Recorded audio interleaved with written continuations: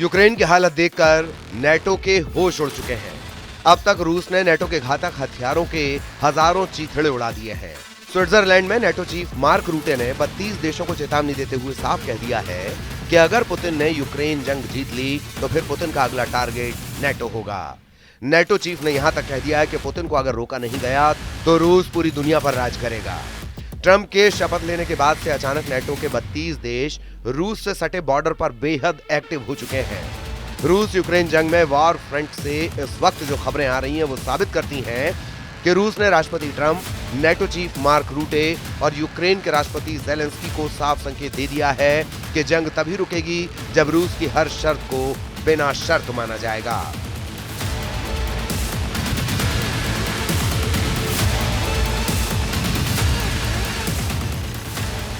यही वजह है कि नेटो चीफ मार्क रूटे ने स्विट्जरलैंड के दावोस में विश्व आर्थिक मंच पर चेतावनी देते हुए साफ कह दिया कि अगर रूस ने यूक्रेन जंग जीत ली तो फिर 32 देशों से बने नेटो संगठन का वजूद ही मिट सकता है।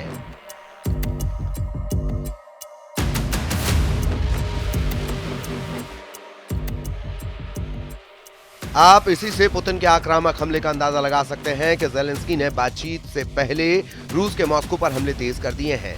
यहां तक कि इस वक्त रूस बेलारूस से सटे नेटो देशों के बॉर्डर पर लाखों की संख्या में नेटो के सैनिक, तोप, टैंक, लड़ाकू विमान, मिसाइलें, ड्रोन और जंगी युद्धपोत रूस से मुकाबले के लिए खुद को तेजी से तैयार कर रहे हैं। शायद ट्रंप ने भी इशारा कर दिया है कि पुतिन अमेरिका और नेटो की शर्त पर युद्ध विराम किसी भी कीमत पर नहीं करेंगे। क्या यूक्रेन का मिटेगा वजूद? 32 देशों की हार तय। इस वक्त रूस यूक्रेन जंग का जबरदस्त असर स्विट्जरलैंड के दावोस में विश्व आर्थिक मंच पर साफ दिखाई दे रहा है।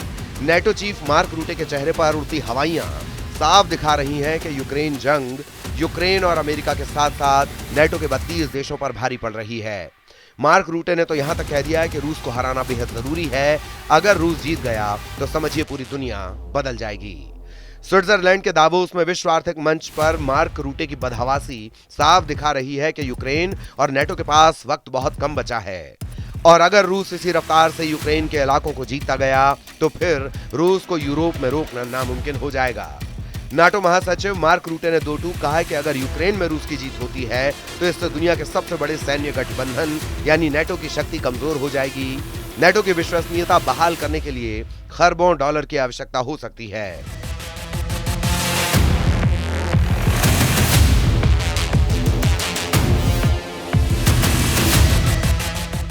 नेटो चीफ मार्क रूटे ने यहां तक कहा है कि ये सभी अरबों अतिरिक्त नहीं होंगे, लेकिन अगर ऐसा नहीं किया गया तो खरबों अतिरिक्त हो जाएंगे। रूटे ने अपील की है कि पश्चिमी सहयोगियों को कदम बढ़ाना चाहिए और यूक्रेन का समर्थन कम नहीं करना चाहिए। रूसी सेना ने जबरदस्त नुकसान झेलने के बाद भी यूक्रेन की सेना और नेटो के हथियारों के चीथड़े उड़ाकर रख दिए हैं। अब जो खबरें आ रही हैं उसके मुताबिक नेटो के 32 देशों की सेना एकजुट होकर रूस, बेलारूस और यूक्रेन के बॉर्डर से सटे नेटो देशों में जमा होने लगी हैं।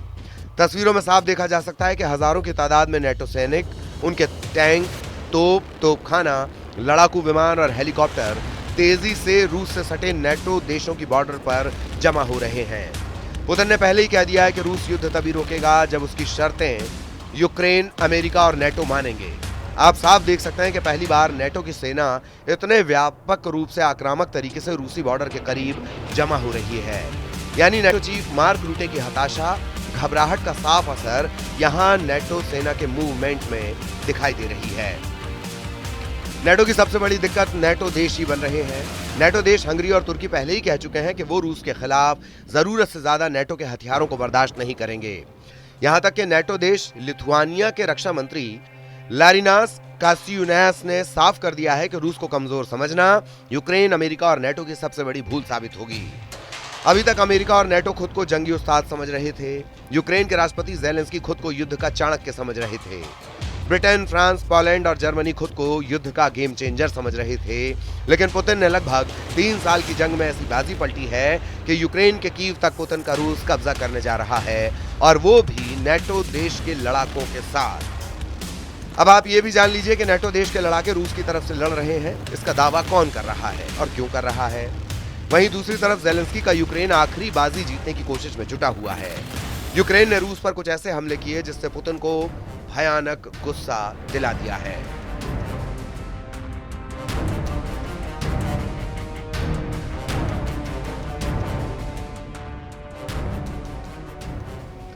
यह तस्वीर रूस के रियाजान इलाके में एक तेल रिफाइनरी की है, जिस पर यूक्रेन ने दर्जन भर लंबी दूरी के ड्रोन से हमले किए। यूक्रेन के ड्रोन हमलों के बाद रूस की तेल रिफाइनरी में जोरदार धमाके हुए, जिससे पूरा इलाका आग की लपटों में घिर गया। तस्वीरों में साफ देखा जा सकता है कि रूस की तेल रिफाइनरी में भयंकर आग लगने के बाद जो अपनी जान बचाने के लिए तेजी से भाग रहे हैं। यूक्रेन पिछले 15 दिनों से रूस तेल डिपो और हथियार डिपो पर इसी तरह के ड्रोन हमले कर रहा है। मॉस्को के दक्षिण पूर्व में रियाजान इलाके में यूक्रेन हवाई हमलों पर रूस पलटवार करने का दावा कर रहा है। रूस के रियाजान के गवर्नर पावेल मार्कोव ने कहा है कि वायु रक्षा इकाइयों ने कई यूक्रेनी ड्रोन तबाह कर दिए हैं। इसके अलावा रूसी सेना ने राजधानी मॉस्को के आसपास 4 स्थानों पर यूक्रेनी ड्रोन के हमलों को रोका है।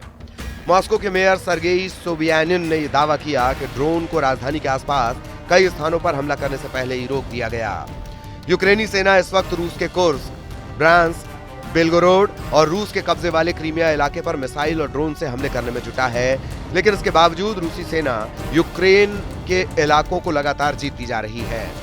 हैरानी की बात तो यह है कि लगभग 3 साल से चल रही जंग में राष्ट्रपति ज़ेलेंस्की शुरू से ही जीत के दावे कर रहे हैं, लेकिन यह बात समझ के बाहर है कि जिस यूक्रेन के 22% इलाके पर रूस कब्जा कर चुका है, वो जंग जीतने के दावे कैसे कर रहा है। जबकि वॉर जोन से आ रही रिपोर्ट्स के मुताबिक पिछले 15 दिन में यूक्रेनी सेना को भारी नुकसान उठाना पड़ा है। हम आपको रूस और यूक्रेनी टॉप कमांडरों के जरिए ये दिखाने और समझाने की कोशिश कर रहे हैं कि कैसे जीत के दावे करने वाला यूक्रेन पिछले 15 दिनों में रूस से बुरी तरह से हार रहा है। रूसी सेना का दावा है कि पिछले 15 दिनों में यूक्रेन की कम से कम 450 यूनिट तबाह की जा चुकी है, जबकि पिछले 15 दिनों में ही यूक्रेन को जमीन और आसमान में भारी नुकसान हुआ है। रूस का यह भी दावा है कि महज एक दिन में ही 800 यूक्रेनी सैनिकों को रूसी सेना ने मार दिया है, जबकि 6 अगस्त से अब तक यूक्रेन के 40,000 सैनिक और 132 से ज्यादा टैंक तबाह हो चुके हैं। यूक्रेनी राष्ट्रपति वोलोदिमीर ज़ेलेंस्की के कार्यालय ने दावा किया कि पिछले 11 दिन में रूस ने उस पर 875 से ज्यादा मिसाइल दागी हैं। कुल मिलाकर रूस ने अब जंग को उस दौर में पहुंचा दिया है जहां ज़ेलेंस्की, ट्रंप और नेटो चीफ मार्क रूटे को भी पुतिन की हर शर्त माननी पड़ेगी। अगर नहीं मानेंगे तो यूक्रेन के साथ साथ अमेरिका, नेटो के 32 देश भी रूस के साथ जंग में तबाह हो जाएंगे। आपको हमारा ये वीडियो कैसा लगा हमें कमेंट करके बताएं और देश दुनिया की तमाम खबरों को देखने के लिए न्यूज़ 18 मध्य प्रदेश छत्तीसगढ़ को लाइक और सब्सक्राइब जरूर करें।